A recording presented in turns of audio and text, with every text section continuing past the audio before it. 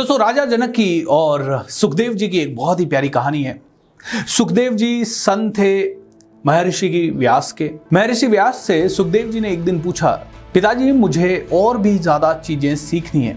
तो महर्षि व्यास ने कहा, आप राजा जनक के स्टूडेंट बन जाओ। तो सुखदेव जी को बात कुछ समझ में नहीं आई। बोला, राजा जनक मुझे क्या सिखाएगा? वो तो एक राजा है, भोग विलास में लिप्त होगा, सोने चांदी में खेलता है, अच्छे गहने पहनता है, अच्छे आभूषण पहनता है, शादीशुदा है और बच्चे भी हैं, कई सारी चीजें हैं। तो राजा जनक मुझे कैसे ट्रेन कर सकता है, मुझे समझ नहीं आई। बट पिताजी की आज्ञा थी कि राजा जनक से ही आपको सीखना है। खैर, बिना मन के सुखदेव जी चले गए राजा जनक के पास। और राजा जनक के पास जब सुखदेव जी पहुंचे तो उन्होंने कहा, राजा जनक, मैं महर्षि व्यास का पुत्र हूं और महर्षि व्यास ने मुझे आपसे सीखने के लिए भेजा है। लेकिन मुझे ये शंका है कि आप मुझे कैसे सिखा पाएंगे, क्योंकि आप तो एक राजा है। मुझे तो आगे की विद्या सीखनी है। मैंने तो ऑलरेडी अपने पिताजी से काफी विद्या ले रखी है। तो राजा जनक ने कहा, मुझे आपकी बात समझ में आ गई और डोंट वरी, इसके ऊपर चर्चा करेंगे, लेकिन पहले तो क्या आप मेरे स्टूडेंट बनने लायक हो या नहीं, ये मुझे टेस्ट करना होगा। तो इसके लिए मैं आपको एक टेस्ट दूंगा and you need to do it. Sukhdev ji ने कहा, ठीक है, मैं टेस्ट के लिए तैयार हूं। तो सुखदेव जी को एक तेल का दिया भर के दिया और उन्होंने कहा, आप इसे अपने माथे पे रखो और मेरे महल में 1000 से ज्यादा कमरे हैं। आपको उन सभी कमरों के अंदर जाना है और उन सभी कमरों की माइन्यूटेस्ट पॉसिबल डिटेल्स को आपको मुझे बताना है कि कौन से कमरे में आप गए, वहां क्या पड़ा था, कितना था, और मैं ये सारी चीजें आपसे पूछूंगा। लेकिन एक शर्त है, जब आप इन सारे कमरों में जा रहे हैं, आपके दिए का तेल एक बूंद भी गिरना नहीं चाहिए। सुखदेव जी ने यह काम प्रारंभ किया और सुखदेव जी ने एक एक करके सारे 1000 कमरों में वो गए और सारी डिटेल्स ली। राजा जनक के पास वापस आए। राजा जनक बड़े इंप्रेस हुए, क्योंकि वास्तव में एक भी ड्रॉप तेल की गिरी नहीं थी। और उसके बावजूद भी सुखदेव जी ने सारे सवालों के उत्तर दे दिए।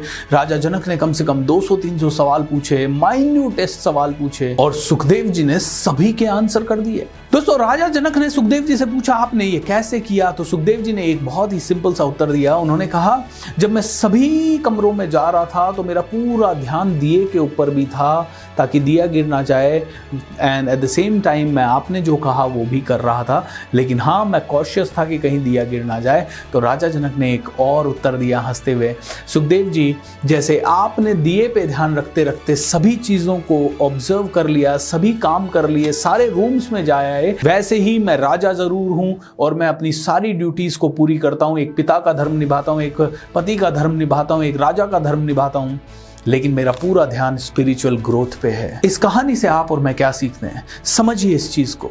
सुखदेव जी दिए पे फोकस कर सकते हैं और फिर भी सारे काम कर सकते हैं। राजा जनक स्पिरिचुअलिटी पे फोकस कर सकते हैं और फिर भी सारे काम कर सकते हैं। आप भी अपने लक्ष्य पे फोकस कर सकते हैं और फिर भी सारी चीजें कर सकते हैं। दोस्तों, एक गरीब आदमी होता है ना, उसका थॉट होता है आइदर और, या तो मुझे स्पिरिचुअलिटी मिल सकती है, या मुझे परिवार मिल सकता है, या मुझे अच्छी हेल्थ मिल सकती है, या मैं अच्छी नौकरी कर सकता हूं। मैं एक ही बार में एक ही चीज। लेकिन जो लेजेंड्स होते हैं वो फिट भी रहते हैं, जो लेजेंड्स होते हैं वो ज्यादा से ज्यादा काम करते हैं, वो लेजेंड्स के परिवार वाले भी उनसे खुश रहते हैं, उनके मित्र भी उनसे खुश रहते हैं, उनके एम्प्लॉइज भी उनसे खुश रहते हैं। वो हजारों ड्यूटीज मैनेज करते हैं, वो डेलीगेशन मैनेज करते हैं, हजारों मीटिंग अटेंड करते हैं, सिस्टम ओरिएंटेड पर्सन रहते हैं। वो अपनी जिंदगी को बहुत ही फोकस के साथ जीते हैं। वो मेन चीज से कभी फोकस नहीं हटाते और बाकी की सारी चीजों को भी मैनेज करते हैं। दोस्तों, आपको भी राजा जनक की तरह या सुखदेव की तरह बनना होगा,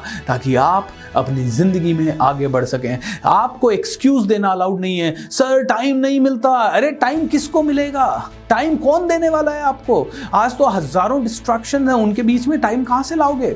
सर मैं करना तो चाहता हूं लेकिन फोकस नहीं हो पाता। फोकस करना सीखना पड़ेगा, आपको मेडिटेशन करना पड़ेगा, आप में से हर एक इंसान को साधना करनी पड़ेगी, आप में से हर एक इंसान को उसकी कोचिंग लेनी पड़ेगी, आपको हर किसी को किसी न किसी गुरु की जरूरत पड़ेगी। दोस्तों, जैसे सुखदेव जी को, जो कि महर्षि व्यास के पुत्र थे, उनको भी महर्षि व्यास ने कहा, कोई ना कोई गुरु जाके बना, और राजा जनक को गुरु बना।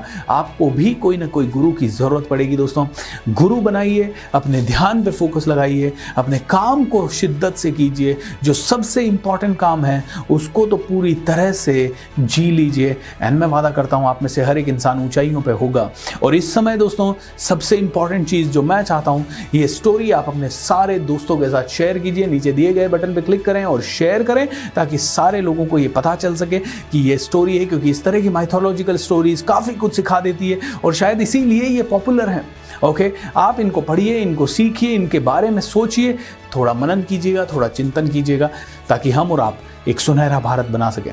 दोस्तों, चैनल को सब्सक्राइब कीजिए और ज़्यादा से ज़्यादा लोगों को इसके बारे में ज़रूर बताएं। Thank you and have a great time.